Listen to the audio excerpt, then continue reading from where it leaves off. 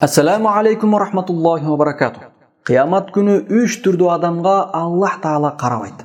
Abdullah ibn Umar radıyallahu anhuma rivayet kılan hadiste Allah'ın elçisi Muhammed sallallahu aleyhi ve sellem aytdı: "Salatatun la yanzurullahu azza ve celle ileyhim yevmel kıyama."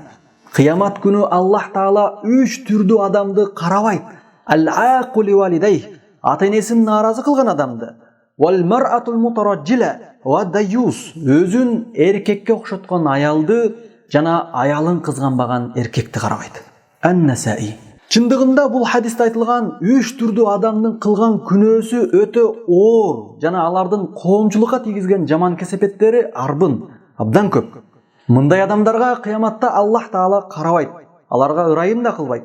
Себеби ата-энени наразы кылуу, аялдардын эркектерге окшоп кыска кийинип жүрүүсү, талалап жүрүүсү жана ошондой эле эркектер аялы неже карындаштарын кызганбай көзүн жумуп көрбөмүшкө салып жүрүүсү өтө чоң күнөөлөрдөн. Ошондуктан урматтуу мусулман бир туугандар, биз мындай адамдардан болуп калбайлы. Аллах Таала баарыбызды туура жолго салсын. Баарыбызды мындай адашуудан өзү сактасын. Aqulu qawli hadha wa astaghfirullah li wa lakum. Assalamu alaykum wa rahmatullahi wa barakatuh.